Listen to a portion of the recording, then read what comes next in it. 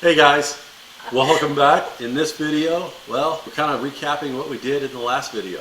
Anybody know what we did? What did we do? We bought a boat. We bought a boat. So we brought a lot of the stuff back with us, like all of the drawers and doors, everything that needed to be cleaned and refinished. We needed to find, we've got a boat that's 3.5 hours away. What can we do? We want to keep working on it, but again, it's 3.5 hours away. We brought everything back as far as that needed refinish. So a lot of the stainless, the aluminum hinges, doorknobs, drawers, doors, so we can work on all that while we're here. Yes, because some of the stuff, as far as like the doors and the drawers, half of them were already resanded and revarnished, half of them were not.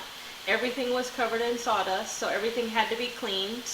So yeah, it looked like we needed to get a whole bunch of varnishing and staining done. Yeah, there's a lot of stuff that we had to get done. I planned on sanding everything down to, I had actually my best friend from Indiana that I grew up with from, childhood, and he has done quite a bit of woodworking through the years, and I kind of showed him a lot of that we had that had some scratches on it, some marks. He said, you don't need to sand this stuff down. So we basically washed it with, I used Murphy's oil soap to clean everything, and then I did Burt's Beeswax to wax everything.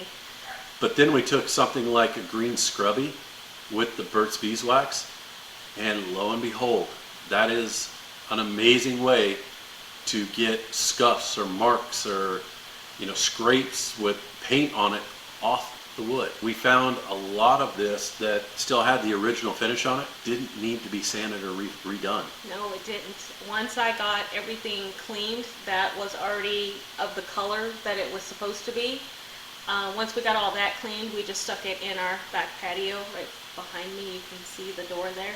So that's sitting back there. So as it got cleaned, it was all done. I will say one of the biggest things that I love and that came out really beautiful is that wine cabinet. Mm-hmm. The stained glass. I cannot wait for us to put that together and fill it with wine. You'll see that in an upcoming video when we actually put it back on the boat.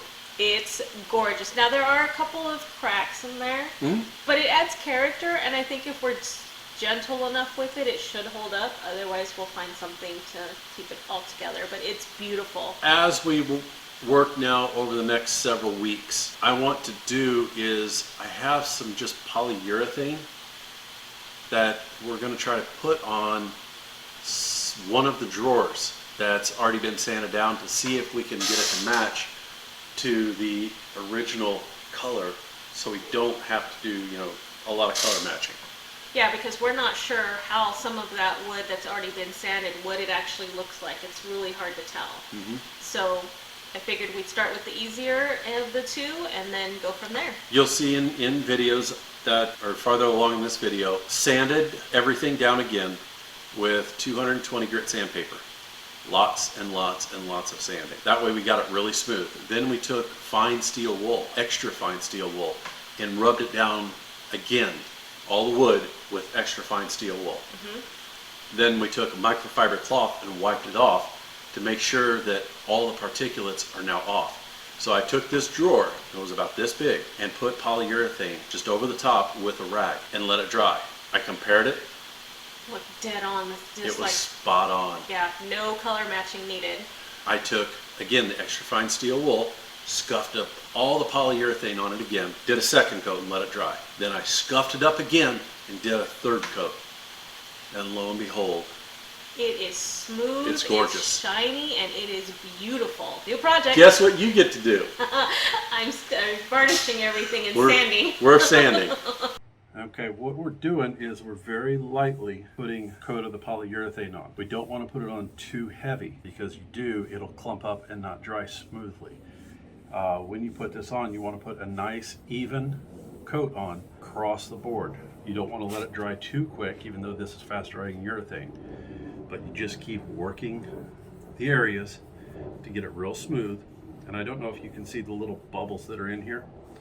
I'll show you what happens if you put too much on. If you see here, see these like big pools? That's too much. polyurethane. So what I'm going to do is just work it out and just work it, the polyurethane in, so we don't get high spots, bubbles, orange peeling, because that's just going to make life unpleasant to re-sand this back down with steel wool. So you just even small coats, try to work all the bubbles out and to get a glass finish on it. You got some bubbles there in the middle. Yep. I see a couple big pools right here too. Look at it from all different angles. And it's not showing up on here very well, but I could see already in this corner right here, it's already drying. Yep, it is. Don't touch it, it's It drying. is. Over here too, where I And painted. up in here. It's a fairly dry day, low humidity out today. Going to dry very quickly. And I always try to, like in the holes and grooves, even though it's not going to be seen, I want to try to get some urethane in here so we seal the wood completely to try to keep humidity out so we can just keep the wood conditioned when it's on the boat. Again, the nicer you treat your wood, the nicer it's going to treat you.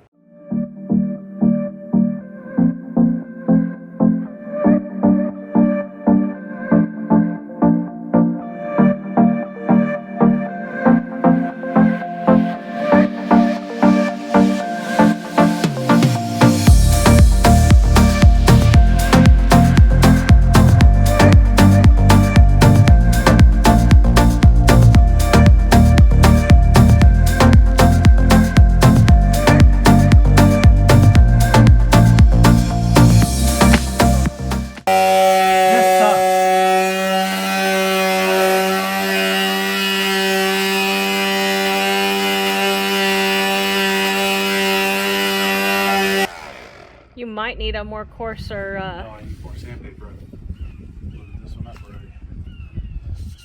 Oh look, our favorite person here is here. Ooh, Amazon. more boat stuff. So what does that little placard say on there? This? Yes. Well, it's kind of funny that it is on this door because it says Murphy Law. Anything that can go wrong will go wrong at the worst possible time. And what did you do to make this little episode? Well, I kind of, against my better judgment, kind of put polyurethane on this in the sun, and I knew I probably shouldn't have because it would have not turned out good, but I'm like, what the hell, I'll try it. Well, Murphy's Law, I should have known better. And what are you doing now? I'm having to take all the polyurethane I put on back down to raw wood because You're a dumbass. it looked like crap and I was a dumbass. Yeah. All right. I'll go Yeah. get you some more sandpaper. Story of my life. So as you see, lots and lots of sanding, lots of polyurethane, lots of steel wooling, but it's looking phenomenal. I'm really happy with our progress. Me too. If you like what we're doing, smash that thumbs up, like, subscribe. Bye guys.